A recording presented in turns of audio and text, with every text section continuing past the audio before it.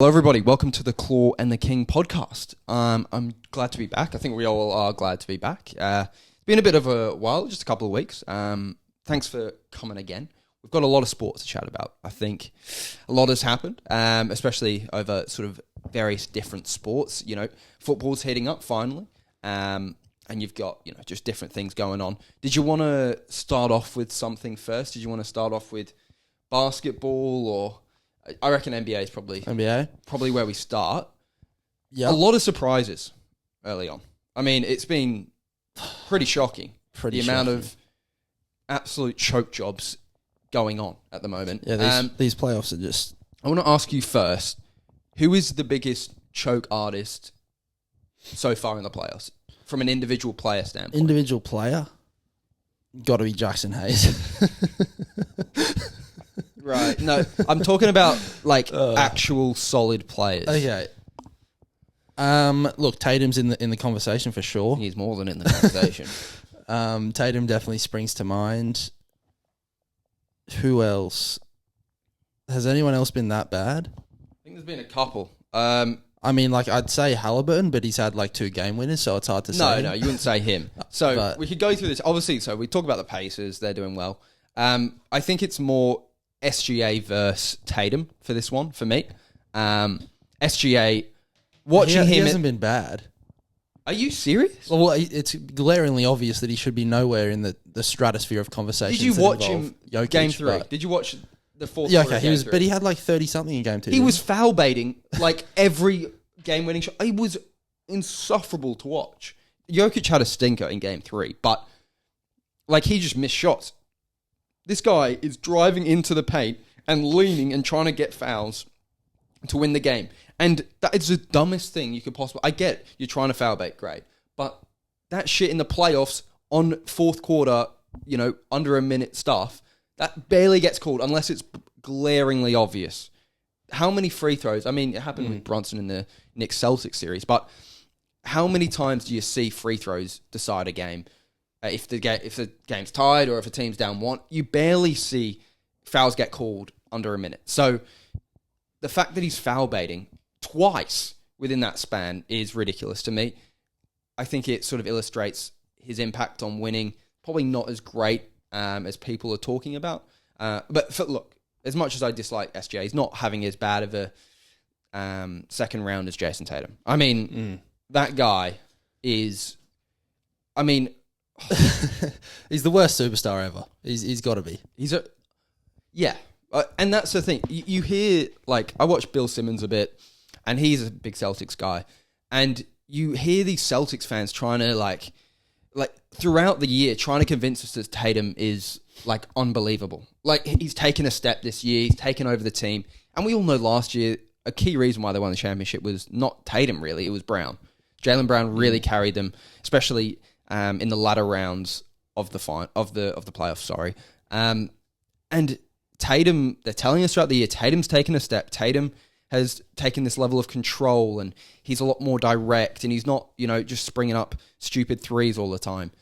And you watch him in the playoffs, and you take their word for it. You're like, oh, I don't watch Celtics games all the time. They watch every Celtics game. Sure, whatever. I'll take your word for it. Then you get to the playoffs, and Tatum does what Tatum does. And... his inability to have any sort of aura is unbelievable. Well, he's auraless. He is auraless, and Celtics fans can't take that. They can't. They're like, why don't you like Tatum? It's because he has no personality, original personality, or thoughts of his own. He is aura farming. He's clip farming. I don't care. He's trying to do everything under the sun to copy either Kobe or someone. I mean, he's just always trying his best to look cool, but in doing that, is he maybe in the wrong career? Is he more of an impressionist, do you think? Maybe he should be. I mean, the amount of times he is just copying famous players and thinking that fans will love that. Oh my God, he's bringing it back. Yeah. Everyone hates you, bro.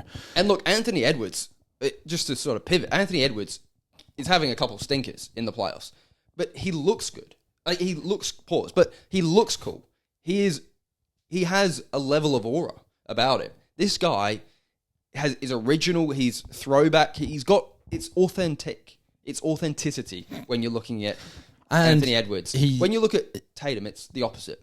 Yeah, and with Anthony Edwards, at least from my point of view, he puts fear in you when he's got the ball. Even if he's shooting 1 for 9, I don't care. If he's got the ball in the fourth quarter, I feel like we're going to lose. Now, that may be because we just got destroyed 4-1, and that's just recency bias. But with Tatum, I don't really get that feeling. And I've watched Jason Tatum's whole career at this point since he's come in the league, and I've just never got that sort of sense from him.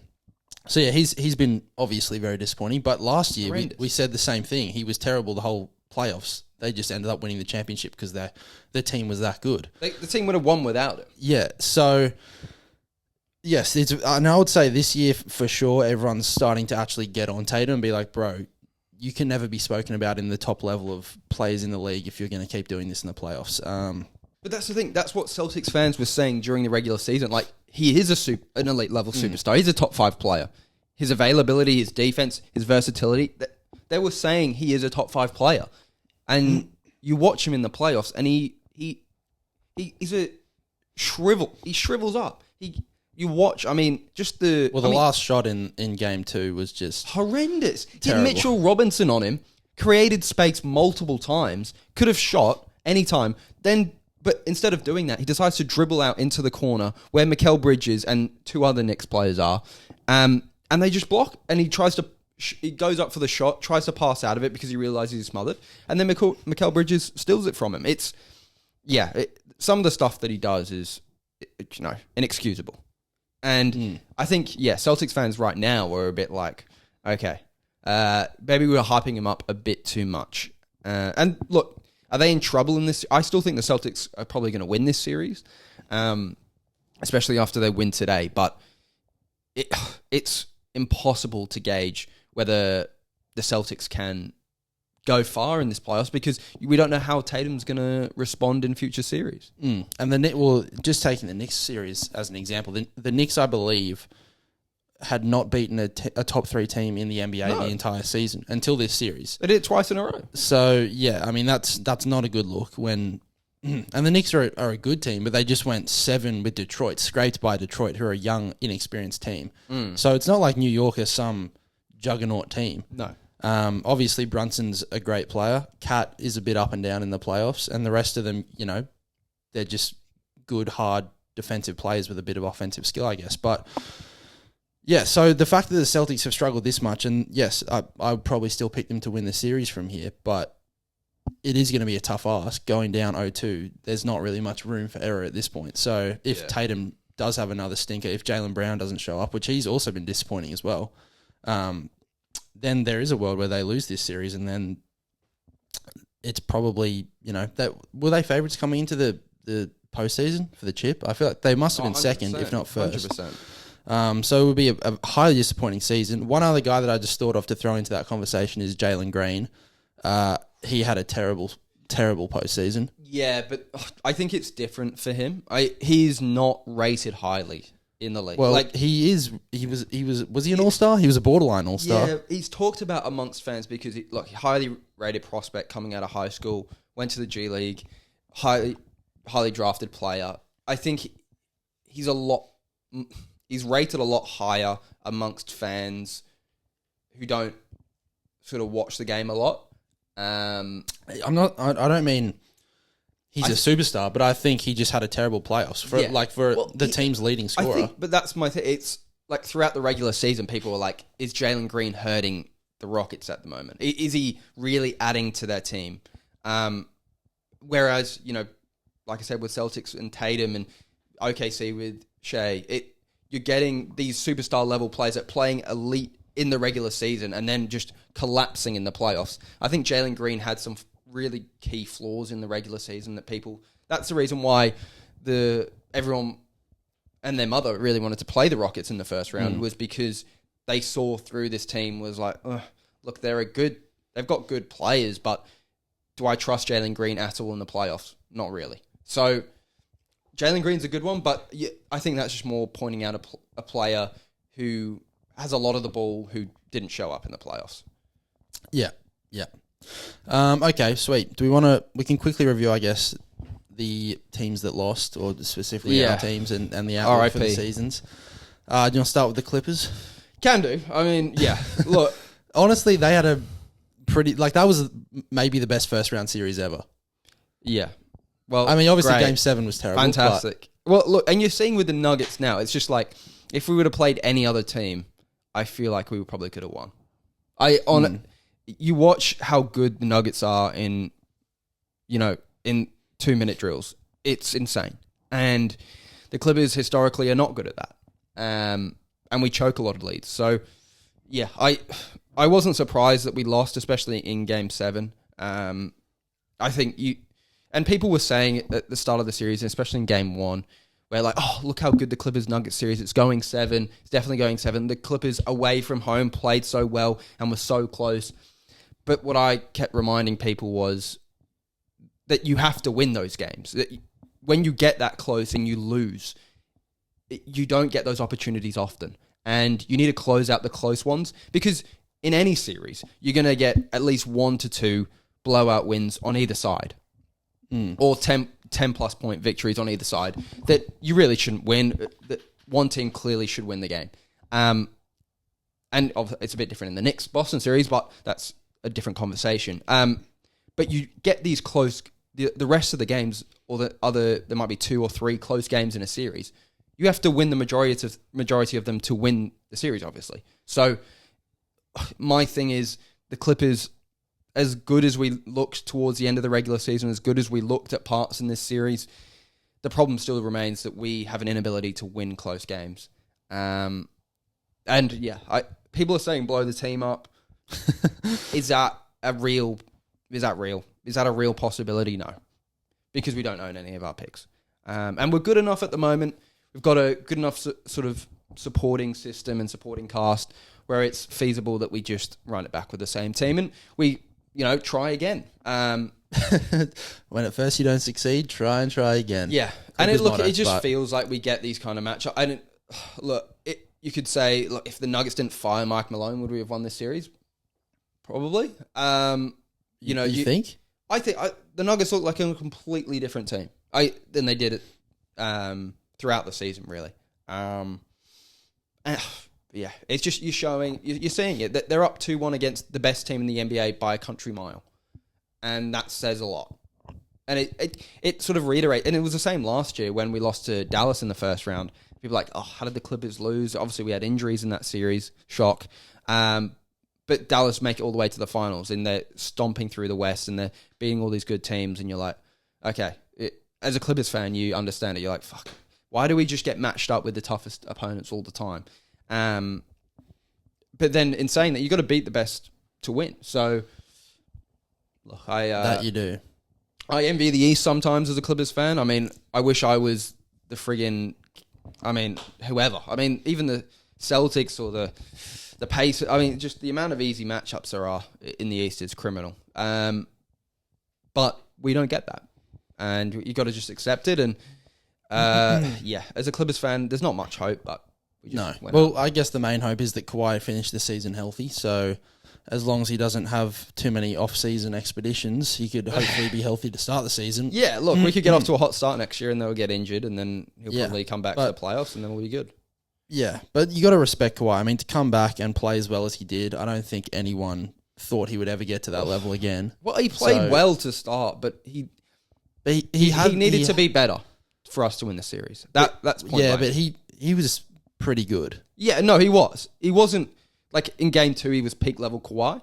And look, James Harden was shocking towards the end of that series. I think you've got other people to take the blame, but he wasn't at his best towards the end of that series. He was averaging 22, 23 points a game. You really need that 40-point, 35-point Kawhi to win that series and close out some of those close games. But we just shouldn't. But everyone's under contract, right? Is Simmons under contract? Is he coming back?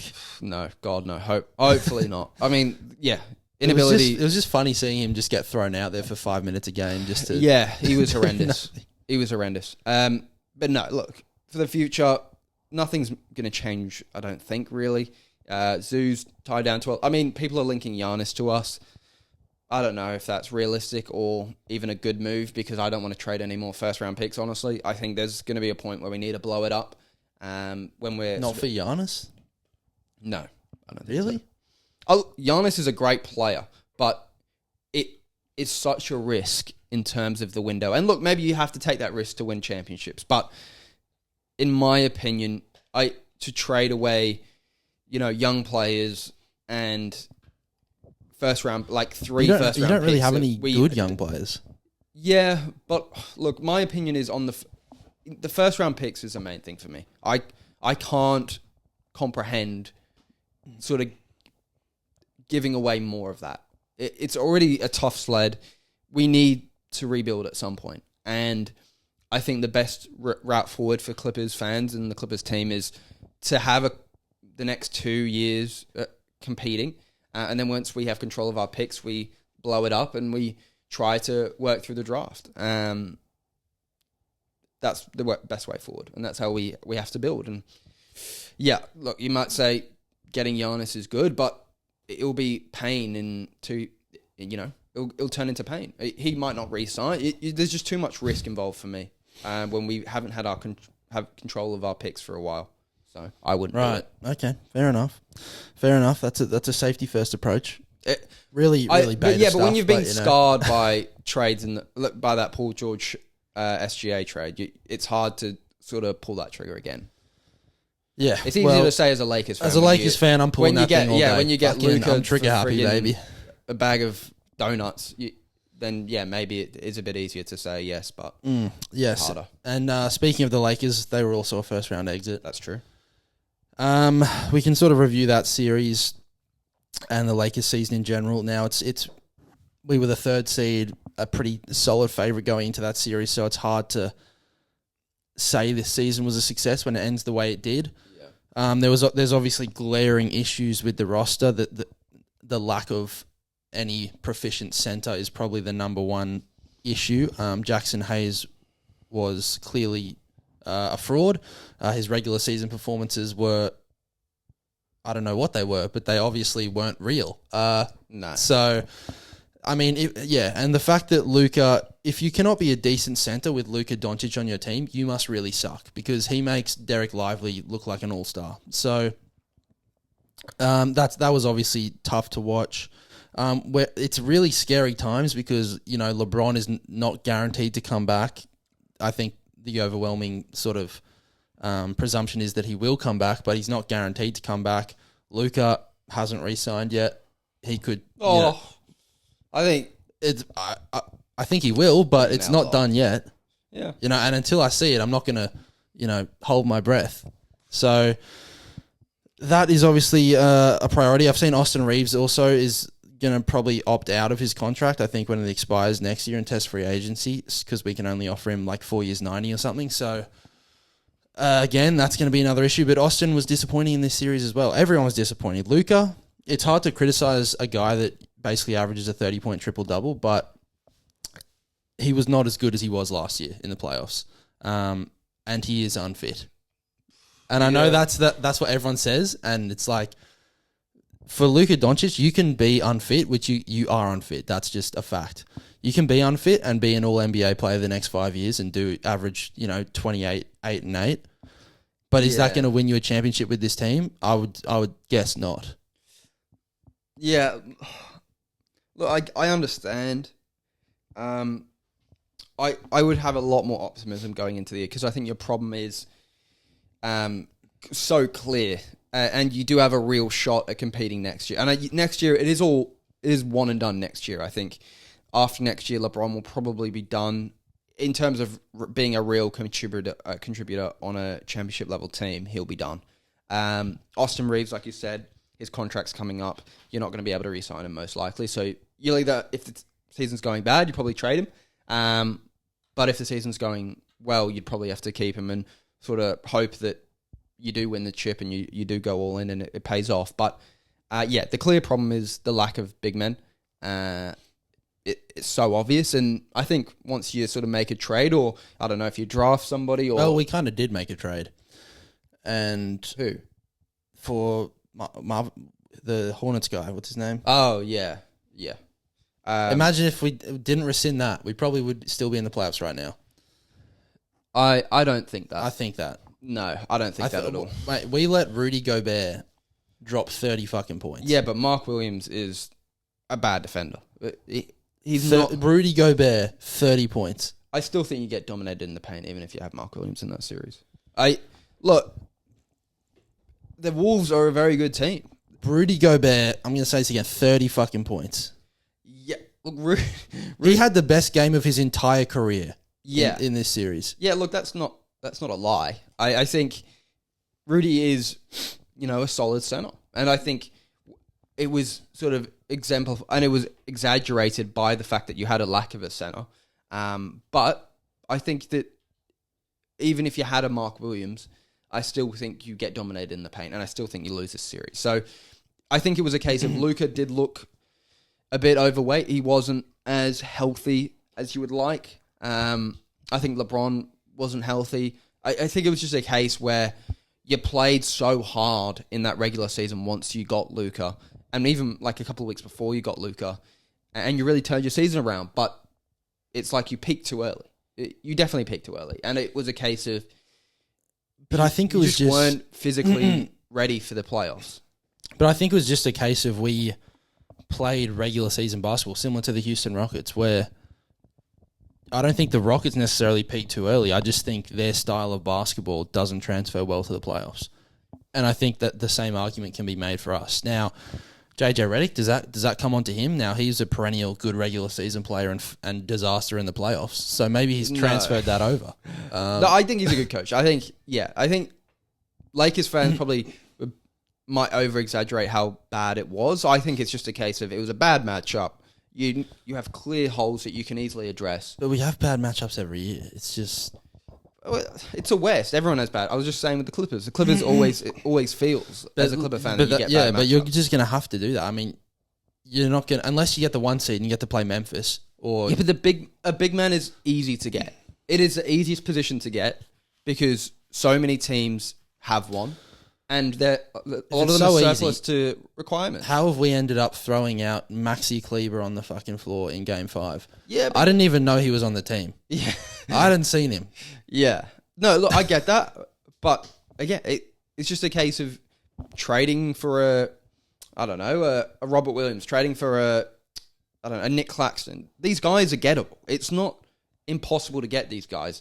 You just need to get them in the building, and get them in early. So once training camp starts, you've got a good gel with Luka. Luka can have an off season where he's not in Texas, where the food's crazy. He's going to be in LA. There's a lot of health food stores around. We're going to have Rob Pelinka is going to put out an embargo on all restaurants from accepting him in their premises. I think LA is a good spot for him. I mean, Air One. Have you heard of Air One? The grocery store. It's like Hailey Bieber's. She has a grocery store? Yeah, and it's like the most expensive food. Like, it's all like stupid health foods. Right. There's a lot of Whole Foods. There's a lot of health stores in LA, right? Okay. I think it's probably one of the best, if not the best place to be for Luka.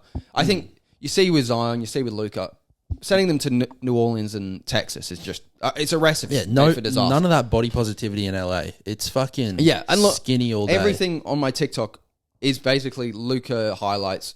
It's just Luka highlights, and then the caption is Luka before he was introduced to American food. I've been seeing those as well. He could dunk. He can't dunk anymore. He posted Clippers. He posted like Marcus Morris in the rookie. Luka had muscles, like definition. Yeah, he had hops. And look, can he do that anymore? No. But once you move to look at Harden, even though he's crap in the play, I mean, he kind of reinvented himself once he got to LA. He looked a lot fitter. He looked like the old James Harden. Is that a coincidence? I don't think so. I don't know. I don't think so. So yeah, he's in a good place to get on a healthy diet. So yeah, I'm a lot more as a Clippers fan. If I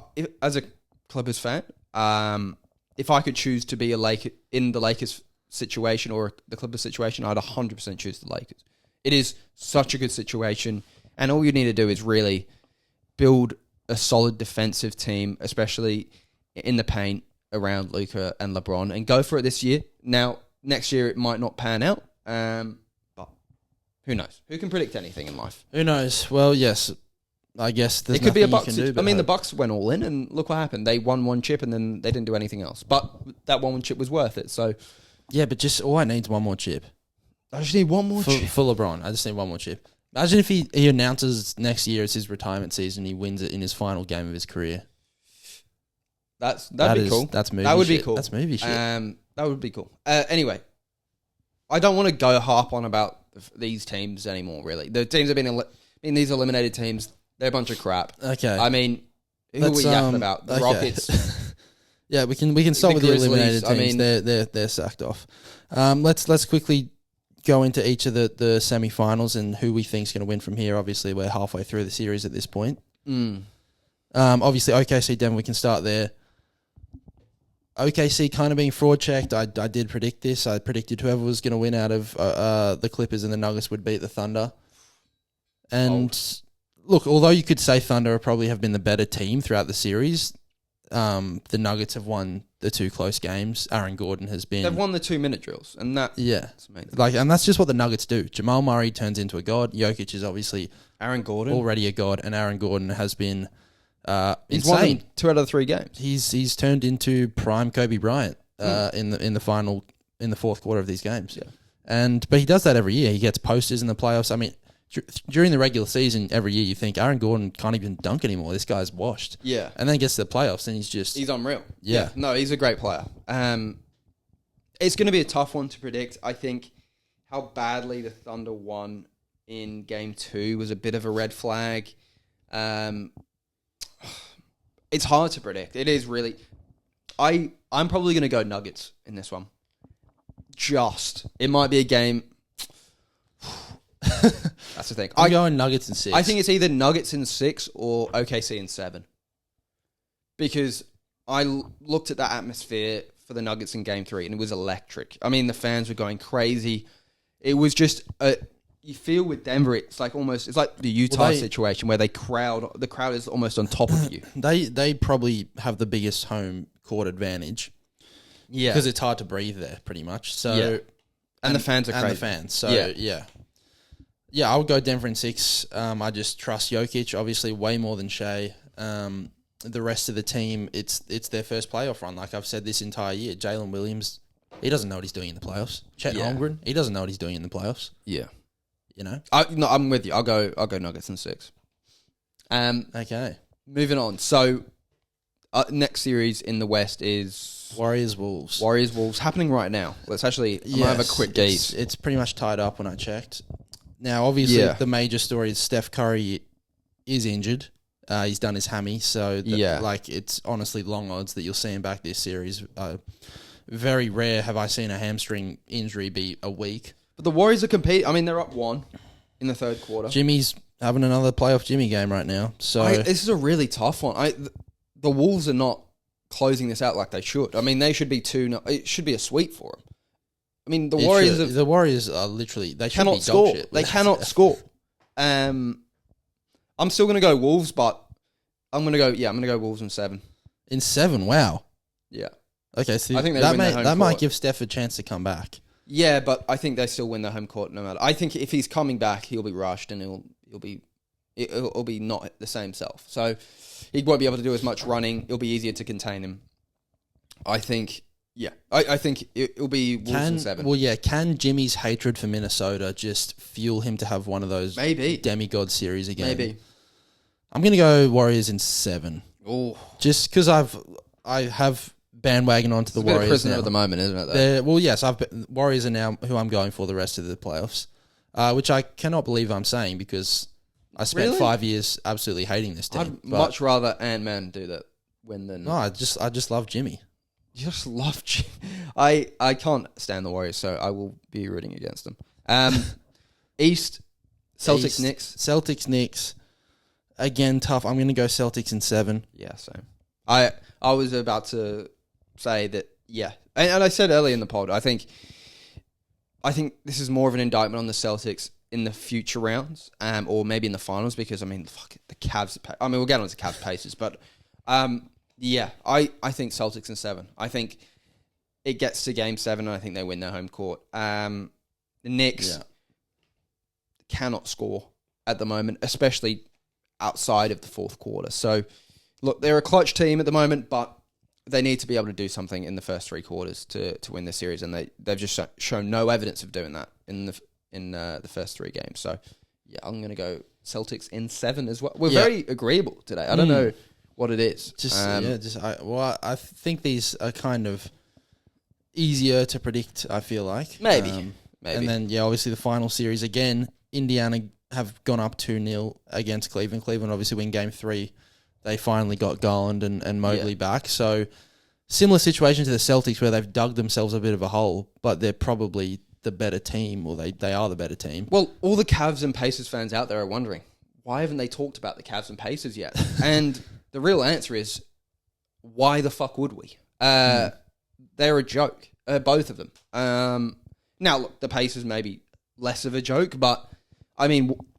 The Pacers less of a joke. Because the Cavs at least came in with expectations. I mean... But they haven't had their team. So what? It's the Pacers. They have enough of a team. They won 1 million games. They should be doing better than this. Have like a decent team. Do they? Yeah, I mean, Halliburton's meant to be good. Siakam's pretty good. Miles Turner's pretty good. They're a bunch of okay players. Like, this is not me hating on the Pacers, but like, come on. Especially the Cavs should have won. Was it game 1 where Halliburton hit? Or Pacers got like 8 points in 1 minute. I think game 2 he had the game winner. Well, that's what I'm referring to. I think. Look, who do I think will win this series? If the Pacers get to the conference finals, it's a joke. But it's the same thing as last year. They got there last year, didn't they? Just by sheer luck, really. Yeah. Look, we need some more talent in the East. What's going on? Can Miami do something? That's why I'm saying scrap the conferences. Scrap the conferences. The Pacers, I tell you right now, they would not be making it to the final 8, or if it was. They will make the playoffs in the West. I'm going to go Cavs. I'm going to actually go Cavs in 6. So they're just going to win 4 in a row. Well, I think so. I think they had all their players come back last game and they won. So I'm just going to go on that train. The Cavs, way too good in the regular season. Yeah. I'm going to go Cavs in 7 because it would just be a travesty if the Pacers make it to the conference finals. And it's just if the Celtics make it and they get the Pacers again. If it's Pacers Knicks, I actually don't hate it. But if it's Pacers Celtics, I'm just going to throw myself off a bridge. Because, who wants to watch that again? No, nobody. So, I think... It needs to be Cleveland, Boston, just for the season. Because they've been the 2 best teams all year. I want the Knicks to make the conference. When New York makes it far, it's funny. I mean in terms of competition. Like, obviously, I would rather the Knicks... I hate the Celtics. I'd rather the Knicks win. But I think Knicks-Cavs would be a good series. I think Knicks-Pacers would be a good series. I think Celtics versus Cavs or Pacers would be a bad series. Arguably, Cavs would be okay. But again, like you said, with the health part of it, they're probably all the, Garland and Mobley probably playing on, one leg at the moment. So are they really going to compete athletically with and be able to catch up and sort of close out on the 3-point shooters? Probably not. So look, in the regular season, it was a great matchup, but I don't know in the playoffs if it's going to be. So, I definitely want the Knicks to go through, even though I'm predicting that they won't. So, anyway, I think... And just the fans are hilarious for the Knicks. You want to see those post-game it's videos. unreal. I don't know how... is it actually happening every game where they just fill the streets in like light flares and just scream at each other? Yes. It is. Yes. And that is culture right there. That is basketball culture. And that's what you want to see. So, those are our predictions. And, hopefully we see some interesting series. Moving on, did you want to have a chat about anything particular next? Or is there a bit of NRL, or you wanted to do UFC or football? Let's do football. Okay. A bit topical, I guess. Bit topical. United Spurs, Europa League final. Somehow we got there. Somehow we did. It was a bit fucking nervy in the semis. Didn't they win like 5-1? They won 4-1, but we went 1-0 down in the first half. I think they scored 33rd minute or something. and you're like, oh, this could be bad. This could be bad. But no, Mason Mount scored a great goal. Is Mason Mount finally playing well? Well, it's his first game that he's played well, so Okay. it's hard to say he's finally playing well. So I think after that happened, the floodgates kind of opened, and we scored 3 more. The Spurs Bodo Glimt game, a lot more. Spurs had a lot better of a performance than I expected. I think a lot of people were expecting that if, especially Bodo got that first goal, that Spurs might have lost that tie. But yeah, what a great performance from Spurs. Tough place to play away from home. And yeah, it'll be a Spurs United final. I'm heading over, so can't wait. Exciting stuff. It's going to be great. We have to do a Claw in the King. Claw in the King vlog. I'll do a Claw in the King vlog. English. Yeah, look, I'll be vlogging mainly from, Magaluf and, Portugal, 100%. Just get in the streets with the fans, mate. Yeah. And just film that. Yeah. Look, and look, I'll be taking some pictures with fans, They'll be like, oh my God, Claw in the King. That's crazy. That's crazy. Yeah, look, it'll be scenes to see the amount of Claw in the King fans out there. And look, we're excited to meet you guys. He's not coming to the meet and greet, obviously. I wasn't invited, so it was just a...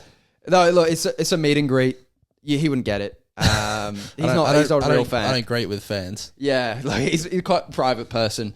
And look, we're excited. I think we had 100,000 registrations to come to the meet and greet. Something like that. I mean, that's unders really. So yeah, I'll see you out there in Spain. We're actually hosting it in Bilbao, so good to see you guys. But yeah, no, it'll be a good one. I hope Man United win. It'd be kind of disappointing if I go there and we lose, but don't Spurs have like Maddison's injured? Yeah, I don't know how long for. I'm assuming he's out for the final, but you never know.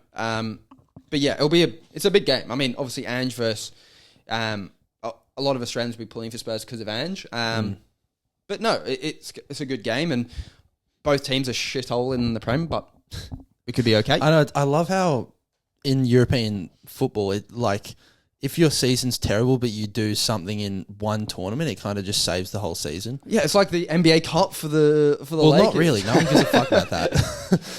The NBA Cup. Look, that's the thing. The Lakers won it this year. Last year. Okay. Well, you won the NBA Cup recently, bro. I mean, who needs to win a championship when you won the NBA Cup? I forgot that even existed.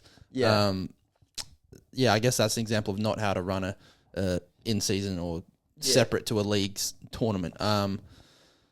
Yes, hopefully United win. It'll be nice to see them win the Europa League. Obviously, the only chance they have of getting into the Champions League next year. So I've just had a crazy thought. Should basketball do that? Should basketball have like a European, like at least competition? Well, but there would be no competition. I disagree. I think if it's like a best of 3 series, and you have like a European competition. Like I don't know. Teams go over to Europe with the NBA. Yeah, the NBA versus. But they would destroy them.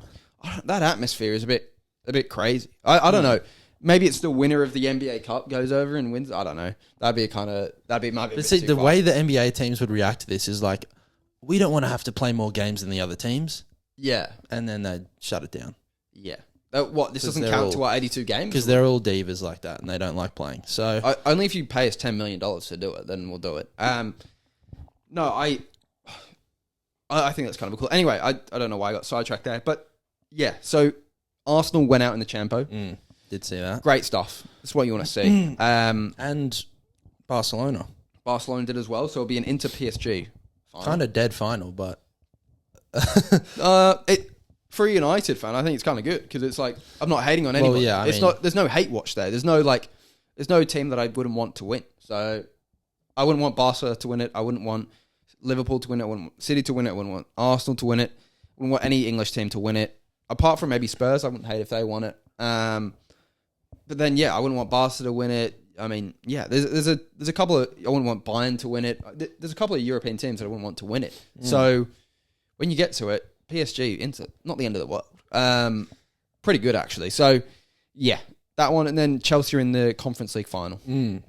So every English team doing well apart from Arsenal, which is great to see. I mean, that's just fantastic banter. And City. Yeah, but they've kind of won everything the past 5 years, so it doesn't really count. But look, Arsenal losing is the main thing, and that's great to see. Is it becoming more than just a thing where Arsenal sort of fall away at the end of seasons?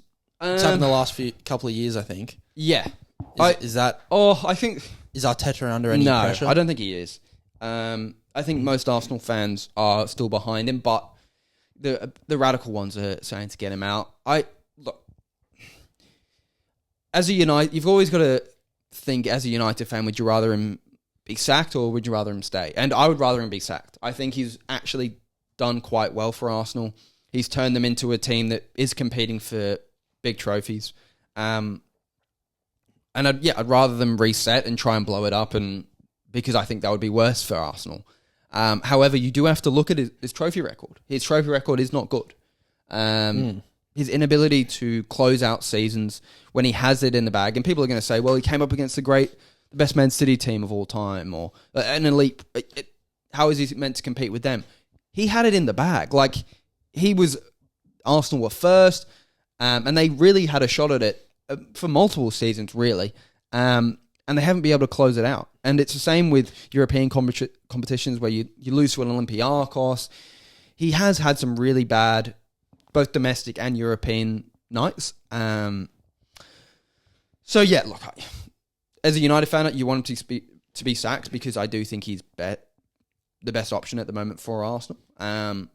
But there is a real underlying sort of issue with that club for whatever reason about their inability to close out big trophies. So, yeah, we'll see. Yes. Shout out to Harry Kane as well. Won his first trophy. Yeah. The scenes I saw his Instagram posts looked like he was enjoying himself. Oh, well, he should be. He should be. Great momentous occasion for him. But yeah, it's a bit of football going on. But yeah, hopefully United close it out. And yeah, the vlog will come out, and yeah, it'll be very informative. In terms of, might hit on a bit of NRL. NRL, yep. It's the. Do we want to do team selection for State of Origin? Oh, we could do. I don't think we should go through the whole team, but maybe people that you'd want to see in there, apart from, maybe new guys that you want to see in there, or players that you maybe want to put a foot on the ground for. These players should be in Origin. Maybe controversial opinion, maybe not. I do want to start off with probably the biggest NPC I've ever seen in my life, Lindsay Smith. Some reporter asked him today, or not today, this week, about how he would feel if he got picked for Origin. What is going on? If he gets picked for, no disrespect, but why? There is so many good forward options out there. Mate, he's an Australian rep, so that's the other. How I had a harp on about how he got picked for Australia at the end of last year. What's going on? It's well, yeah, I think New South Wales front row is probably the one position that has maybe not as much depth as the other positions. But why are you talking? I would honestly, it's bizarre. The guy, every time I watch him, he's bang average. It is bizarre, but it's why does he get?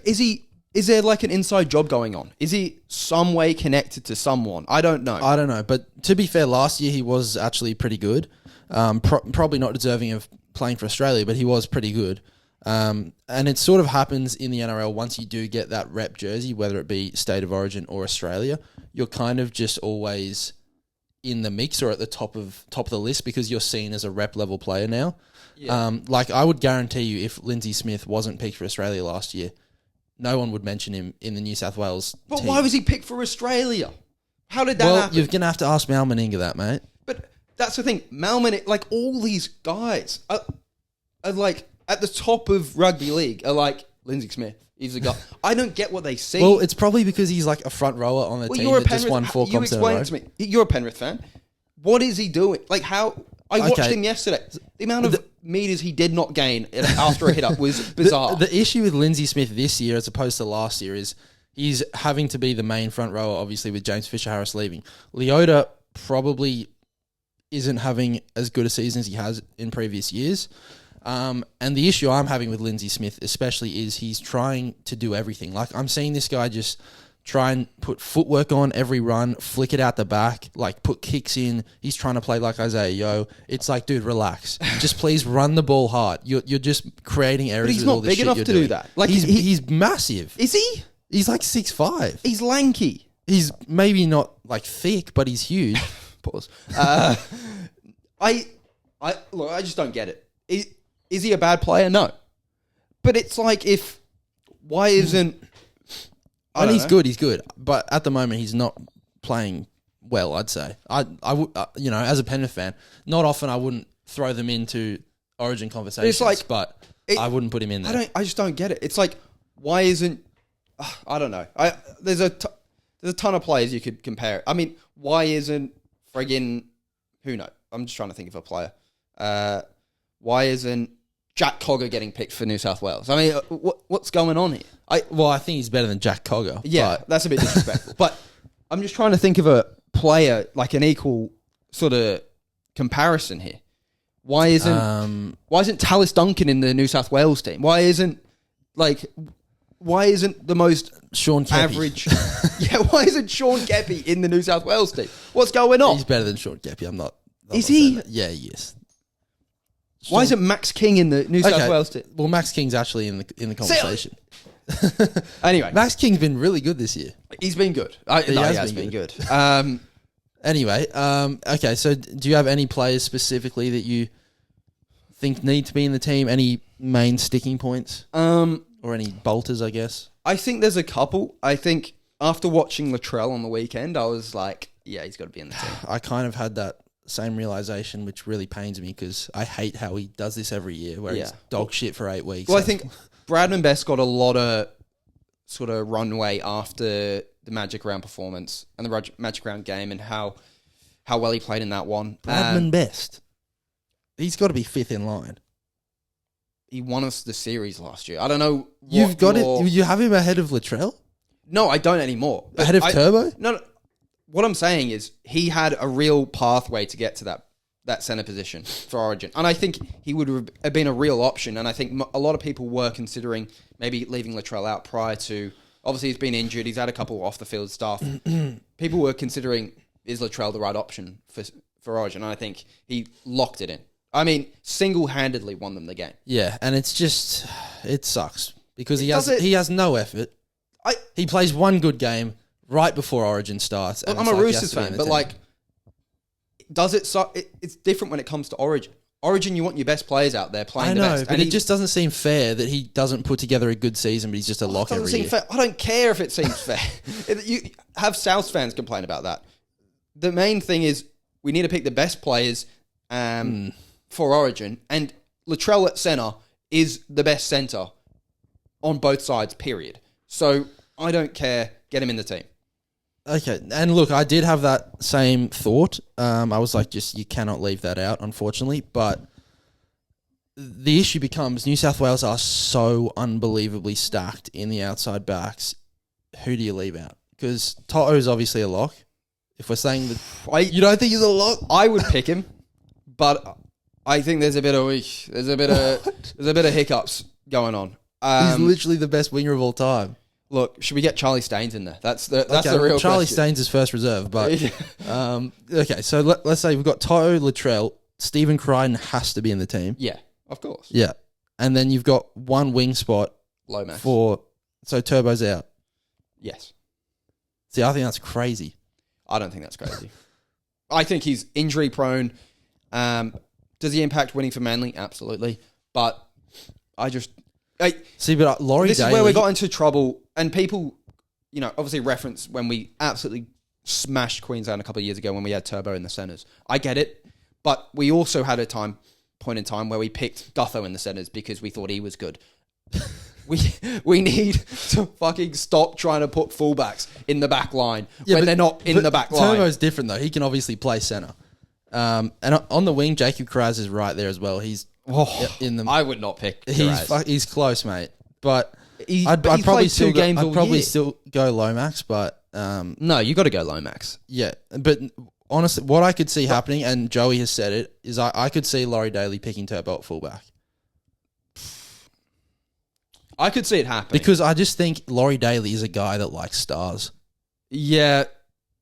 Look, I could see it happening because of how up in the air the fullback position is at the moment. I think that's the main talking point. But yeah, in terms of on the wing, bit of a dark horse. If you say Jack Bostock, I'm going to lose my mind. Bit of a dark horse. Sonny Taruva. No, Mark. Mark. Okay. See, I don't hate it, but no. Lomax, I think he offers what Lomax does, though. But Lomax has had the injuries this year. His team, he's not playing at the moment, is he? He's meant to be back next week, so it's like, what if he comes back and isn't fit? I think Karaz is next, but again, Karaz hasn't been fit. I'm just throwing it out there. I don't hate it. He's fucking good, but finishing, it's a massive defense. And you can even make the argument: is it a bit like he's played for the Wallabies, so he has big game experience? Yeah. High ball. I mean, that's how you score tries. High ball. Defensively, obviously, is going to be an issue. That's where he's come undone a bit this season. And although he's like super silky and skillful and powerful, I don't see him as having like raw pace. I feel like he gets chased down a lot.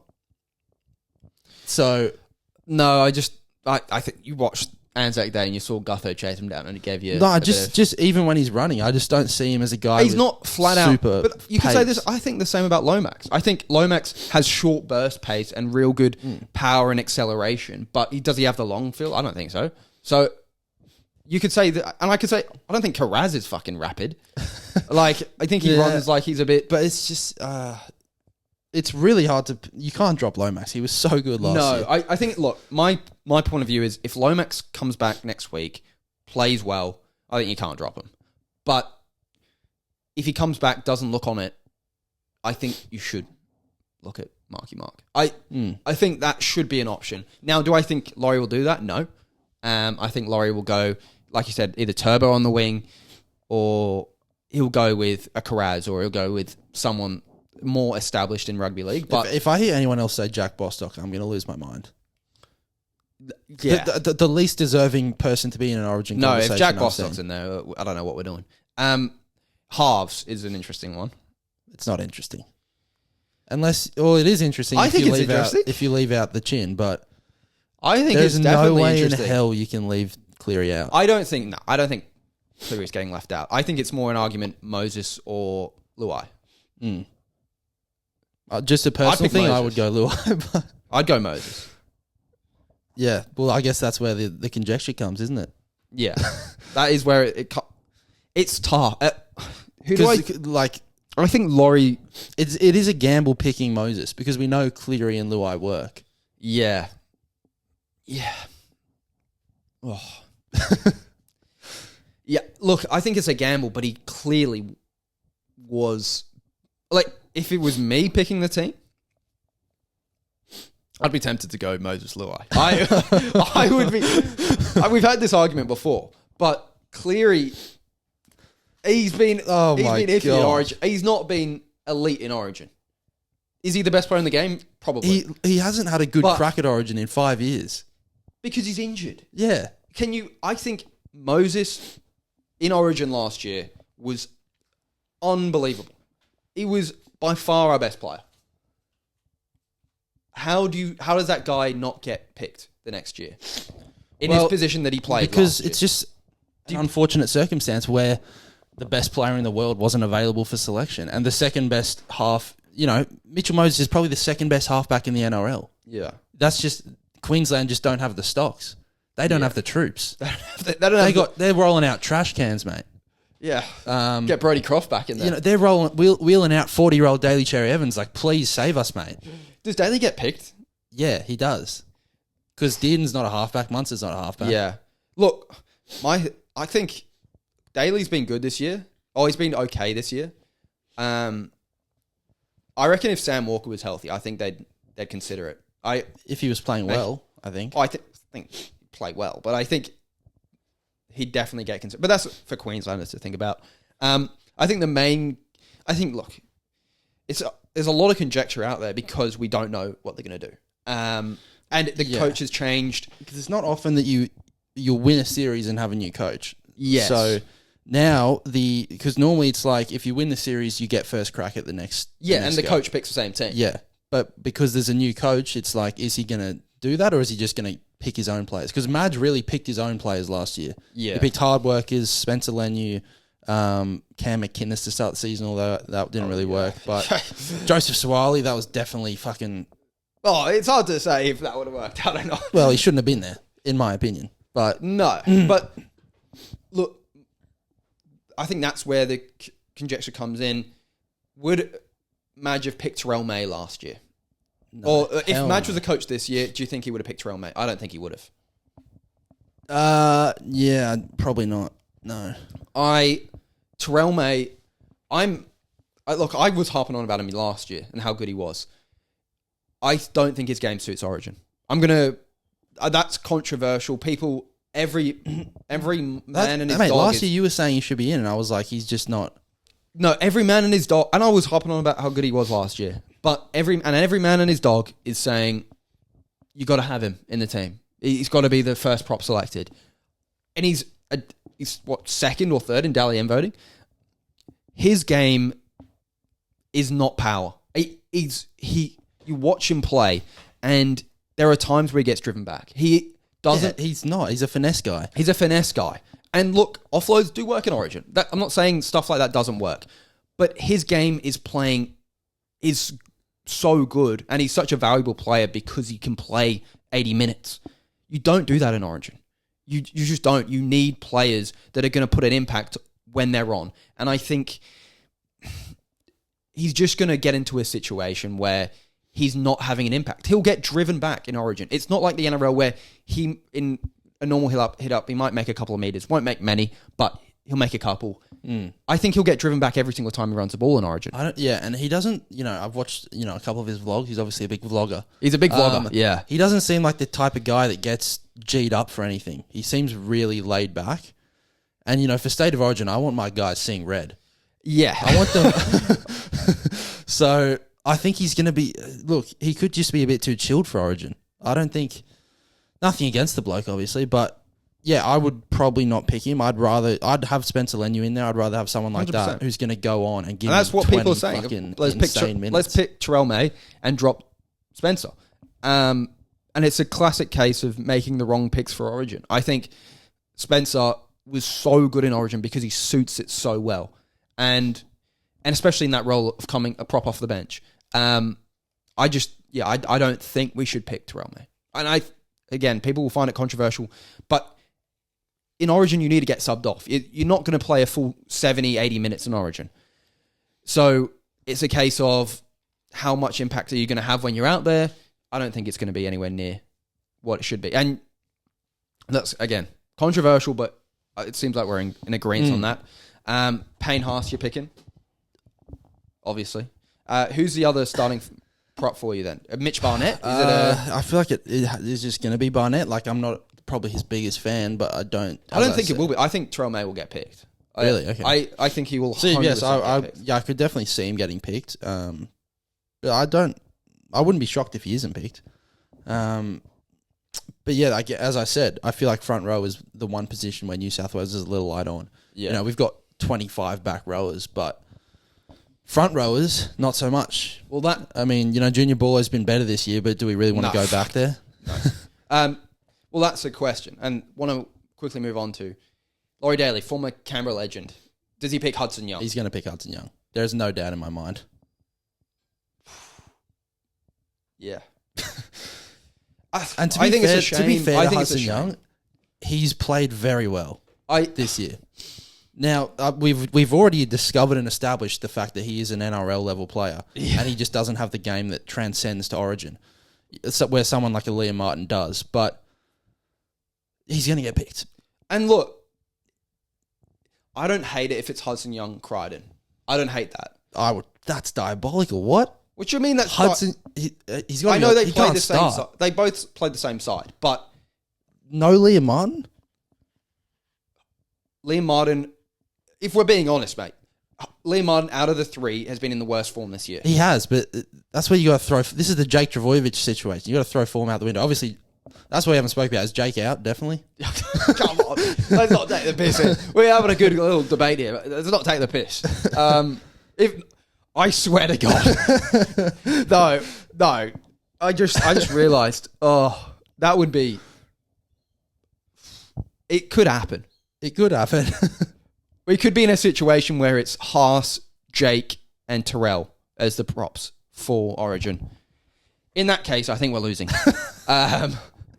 I think we're getting smoked 3-0. It's got to be the least laterally quick team or forward pack you've ever seen in your life. Isaiah up front. Oh, God.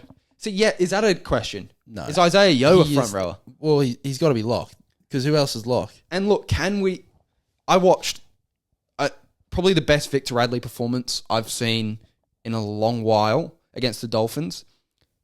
Can we change the laws? Well, on a week's notice. Can we switch him up? Because I think he'd fucking kill it. Can we get it? A bit too happy about that, mate. Can we get it switched up? Can we? To be fair, I do think they should sack off that tier system. And mate, we'll be on here for fucking 3 hours. I think if you're whatever the eligibility is, you have to be in Australia before you're 14 or something. If you're in Australia before 14, you should be eligible for Origin, no matter who you represent nationally. No, I agree. I feel like that's pretty standard procedure. I think, if you grow up in Australia, you play junior rugby in Australia, I don't think there's a problem at all. And now if you live in England your whole life, and you play junior footy in England, and then you move to the Raiders at 20, you should not play Origin. That's not what we're saying. But if you grow up in Australia, you play junior rugby league in Australia, I think it's clear that you should. I'd hazard a guess Victor Radley wouldn't even know what Big Ben is. Well, no, I think he did it. I think he did it because his dad is English and he wanted to. Yeah, but I'm illustrating that he's Australian. Really. But that's the thing. At the time, Isaiah Yeo was entrenched in that lock position. You had Cameron Murray, who's also entrenched in that position. It was like, well, he wasn't going to get in the team. No, but now it's a case of fuck. If you move Yeo to a prop role and you put Victor in the team, I think that does some damage. It does some damage, probably to himself when he gets himself knocked out. But will there be some kind of sin bin when he's on? Maybe. Is playing him and Spencer Lanier in the same team a bit silly? Yeah, but it works for the Roosters at the moment, so it's fine. Yes. And on that, we've just seen AJ Brimson change to England, and he's literally played State of Origin. Yeah. And now he's going to play for England, so the system doesn't make sense. But anyway, back rows. So you're going Crichton and Young? I wouldn't. I'd go Martin and Crichton. Yeah, and then would you have Olakwatu and Young on the bench? I wouldn't have Olakwatu in the team. You leave him out? Yeah. Wow. Olakwatu off the bench had zero impact last year.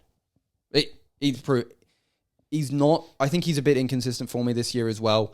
He's a fucking big unit, and I think if you want to start him, I don't actually hate a Crichton Olakwatu just to fucking nail some people. And I think that's not a bad starting second row. But if you're not going to pick him in the starting lineup, I wouldn't pick him on the bench. Right. You'd obviously have him in the extended squad, but you wouldn't pick him in the bench for me. Yes. Well, there's lots to dissect, and I feel like Queensland don't have these issues. They just have the same. Valentine Holmes will be in the team. Those are the kind of shit that they're dealing with. Corey Allen will be on the wing before you know it.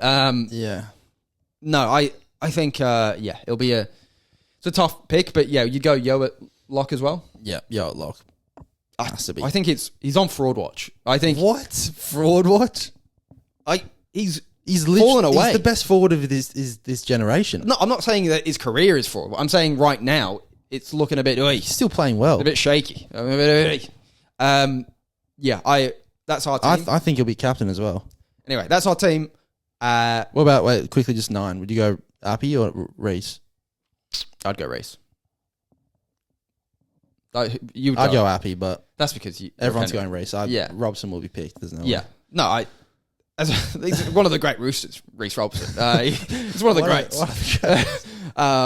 So of course I'm picking him. Anyway, talk a bit. Just want to quickly before we end the podcast, who's winning today? Jack de Madalena or Jack de Madalena? Is that how you pronounce it? I don't fucking know. Della Madalena. Oh, who gives a fuck? It's JDM. That's his name. JDM He's gonna fucking win. Or the Palestinian warrior. Or forget the name. I found out, the other week that he's Palestinian. Is he? Yeah. Or does he just support them? Well, I don't know. I swear I saw on like ESPN that his flag was Palestinian. He does a lot of like preaching stuff for them.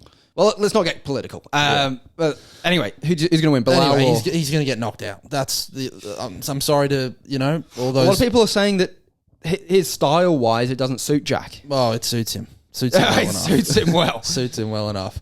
Because look, Jack Dillon Madalena will finish this guy in a 1 minute window. So as long as Bilal doesn't literally lay on him for 25 minutes straight, he's going to win the fight. There's just no doubt in my mind. We saw Gilbert Burns was winning the fight.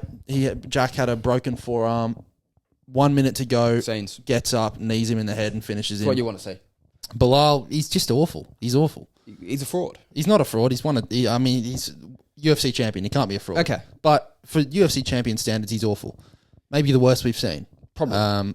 Striking, pillow hands. I could probably hit harder than him after a week's training. It's controversial. After a week's training. Yeah, after a week's training. He beat me in the wrestling, but Yeah. Anyway, thanks for listening, everyone. Hope you enjoyed. A bit of extended chat about some NBA and NRL stuff, and a bit of football as well to sprinkle in there. So hope you enjoyed, and peace out. Hasta la vista. Peace out.